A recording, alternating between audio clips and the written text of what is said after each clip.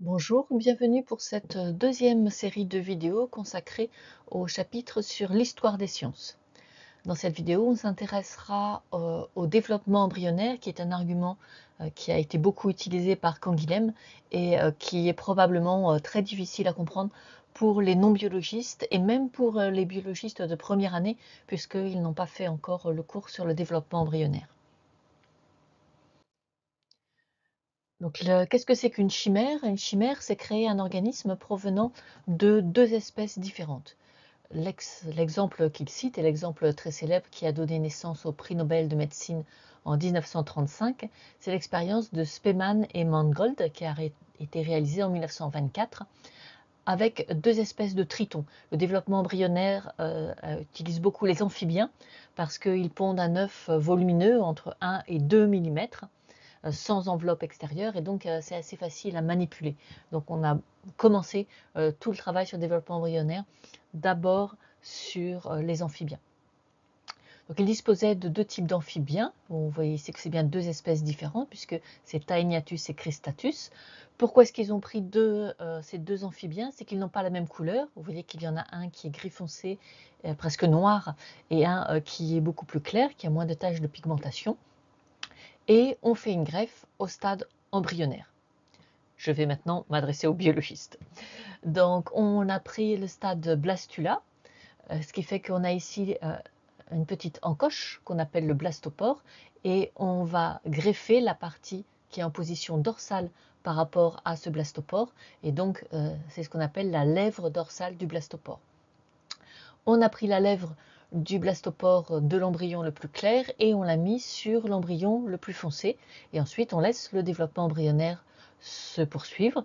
Il n'y a pas de système immunitaire à ce stade, donc il n'y a pas de problème de rejet de greffe. Ce que l'on observe, c'est ici dans cette reconstitution tardive de cette expérience qui a été refaite récemment, où on voit effectivement que l'essentiel de l'embryon, enfin ici à ce stade c'est une jeune larve, est très foncé, donc qui provient de Taeniatus. On a une deuxième partie plus claire, donc qui provient de Cristatus.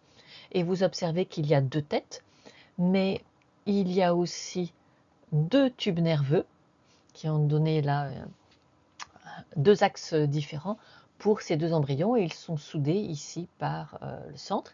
Et quand on fait une coupe, selon cette direction que l'on retrouve ici sur la partie B, on va retrouver l'organisation normale de cet étard de triton avec un tube neural, donc qui va donner le système nerveux, au-dessus d'une corde qui va donner ensuite les vertèbres, sur le côté du mésoderme qui va donner en partie les vertèbres, et puis il va donner les muscles et tout un tas d'autres choses, et puis ici toutes les réserves qui vont permettre de finir le développement, parce que ici ça va finir par donner un tube digestif.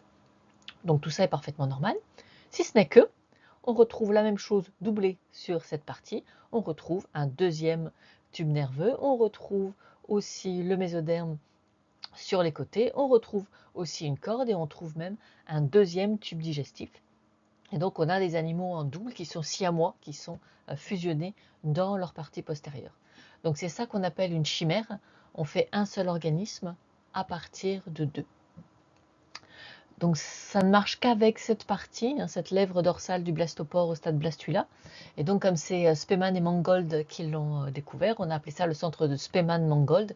Et puis comme Hilde Mangold est décédée avant d'avoir le prix Nobel, c'est devenu le centre de Spemann, on a oublié Mangold. Donc aujourd'hui, on sait que ce centre de Spemann, c'est celui qui va permettre de faire apparaître la corde, donc ce qui ensuite donne les vertèbres.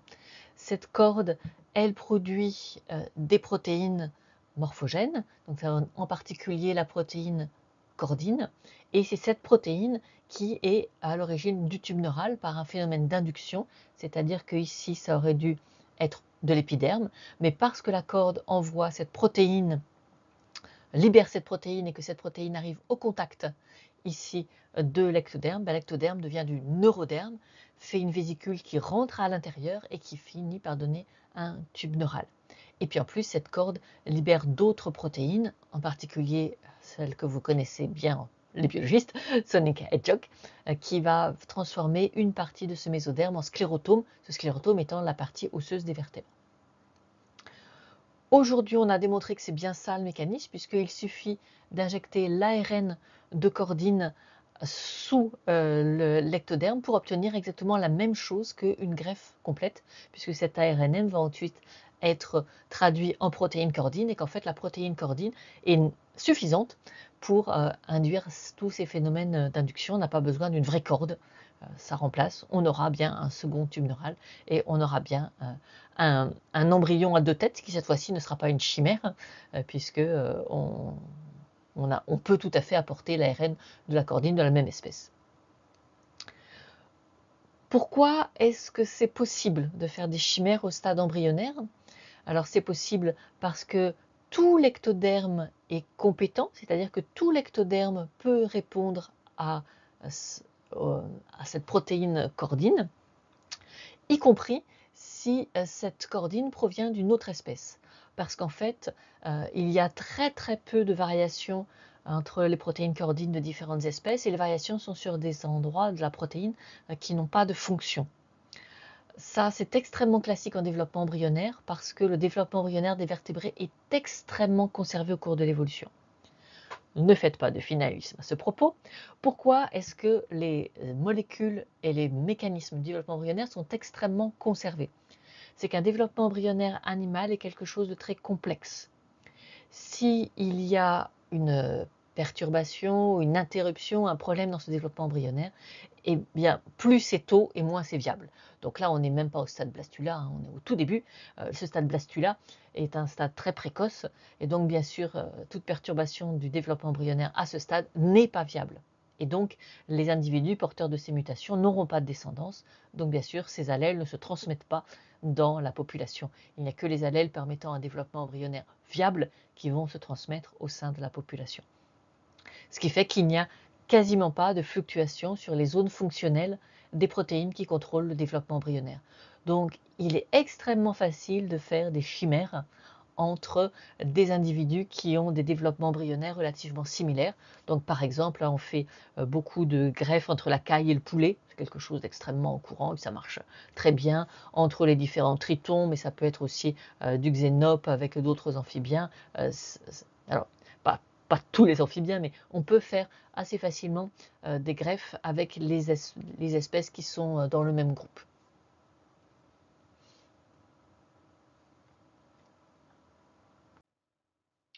Selon Canguilhem, c'est cette fabrication de chimères qui a été un argument le plus fort contre le vitalisme, puisqu'on arrivait à former un vivant à partir de 2 espèces, donc qui n'appartenait à aucune des 2 espèces, donc il dit ça en espèce équivoque, et donc ça mettait en cause le fait qu'il existe un principe vital propre à chaque espèce et qui contrôle le fonctionnement de ces cellules, puisque là en fait il y a une coopération entre des cellules d'espèces différentes.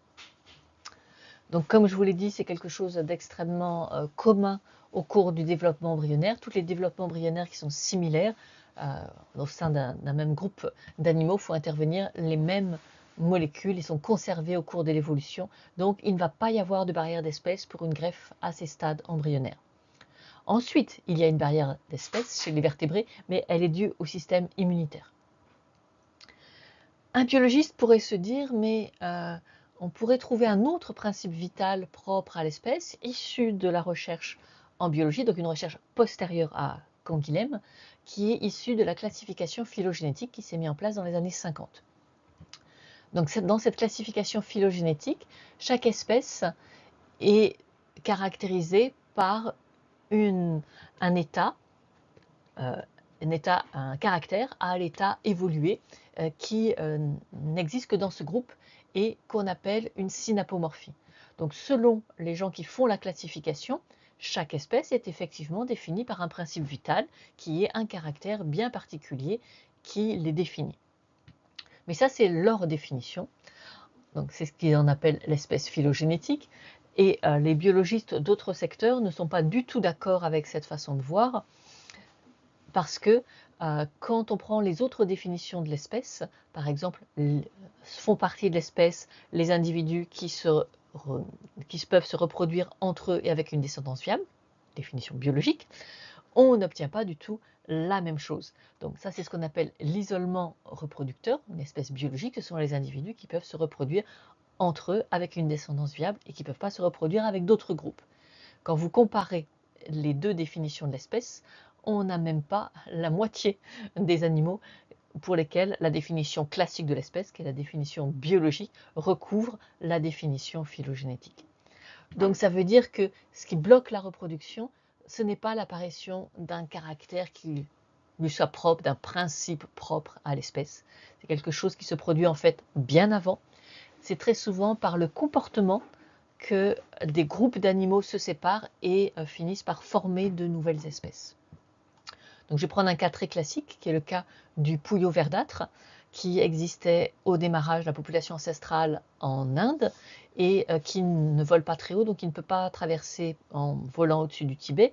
Et donc on a des groupes d'animaux qui sont passés soit par l'est, soit par l'ouest, et qui ont migré de proche en proche au fur et à mesure du temps. Et au bout de quelques millions d'années, ils ont contourné la montagne et ils se sont retrouvés dans une zone de rencontre.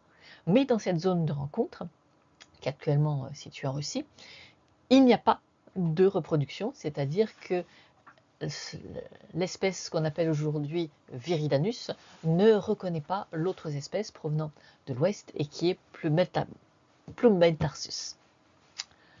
On a essayé de comprendre pourquoi et on a enregistré les chants.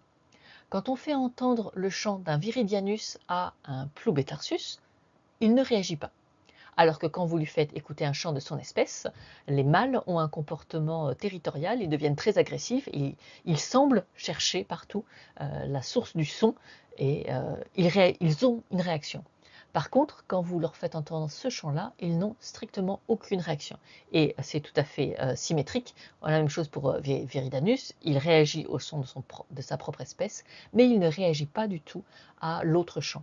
Donc là, ce qui fait la barrière qui fait que ces individus ne se reconnaissent pas, c'est en fait le chant. Le chant fait que ce sont deux groupes qui sont complètement séparés. Les femelles ne reconnaissent pas non plus le chant de l'autre espèce et donc ne vont pas les accepter comme partenaires sexuels. Donc ça peut être un comportement basé sur le chant, ça c'est beaucoup pour les oiseaux. Ça peut être des mouvements de la parade sexuelle qui sont aussi typiques. Il y a des questions-réponses entre les deux partenaires sexuels et si le partenaire ne fait pas la bonne action, à ce moment-là, il n'y a pas non plus d'accouplement. Ou ça peut être des phénomènes de niche écologique. On a à l'intérieur de l'espèce initiale, il y a deux groupes qui se mettent à chercher des ressources à des endroits différents et qui vont moins se croiser et finalement, avec le temps, ils vont finir par former deux espèces. Et donc ça, c'est quelque chose qui se produit beaucoup plus tôt que l'apparition d'un caractère qui leur serait spécifique, qui est la synapomorphie et qui les caractériserait complètement. Donc est-ce qu'il y a un principe vital propre à une espèce animale? Si ce principe vital est un principe de comportement, pourquoi pas, hein, on va être donc sur la définition écologique de l'espèce. Donc on pourrait dire que quelque part, les tenants de la définition écologique ont une certaine forme de principe vital, mais comportemental.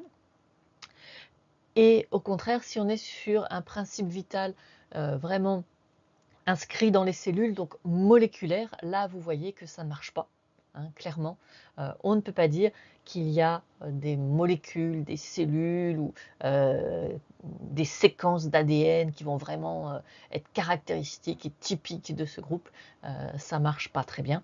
C'est seulement une fois que les deux groupes, donc les espèces au sens écologique, ont été séparés pendant plusieurs millions d'années, même il faut compter en dizaines de millions d'années, qu'alors, à cause de l'évolution, ils vont finir par avoir des caractères moléculaires propres. Hein, c'est tous les cas que l'on voit ici. C'est quand les espèces ont divergé depuis longtemps et n'ont pas refusionné. Parce que des espèces peuvent diverger et refusionner. C'est par exemple ce que l'on constate avec les grizzlies et les ours polaires. Ils ont une divergence relativement récente, hein, qui date de seulement moins 10 000 ans, ce qui fait qu'ils n'ont pas de séparation moléculaire, ils avaient seulement une séparation comportementale par leur mode de nutrition et par leur lieu de vie. Et maintenant que les calottes polaires se réduisent, il y a à nouveau contact entre les ours polaires et les grizzlies. Et comme il n'y a pas de barrière moléculaire et que la barrière comportementale n'est pas parfaite, eh bien, il y a des possibilités d'hybridation et d'hybridation tout à fait fertile entre les grizzlies et les ours polaires. Donc on appelle ça généralement des gros lards. Et ces gros lards eux-mêmes sont fertiles et ils peuvent se recroiser avec des grizzlies et avoir une descendance tout à fait fertile. Donc on voit que c'était seulement une barrière comportementale, ce n'était pas une barrière moléculaire, il n'y avait pas de principe vital qui séparait ces deux espèces autre que le comportement. Si vous n'êtes pas biologiste, vous pouvez vous arrêter là.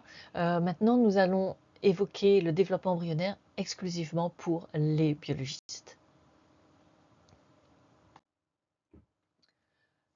Donc je m'adresse même au BCPST2, si possible, après avoir fait le cours sur le développement embryonnaire.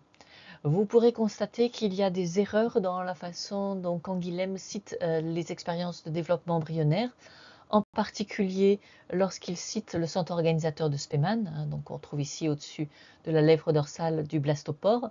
Il dit que c'est la zone de la bouche primitive, donc c'est deux erreurs.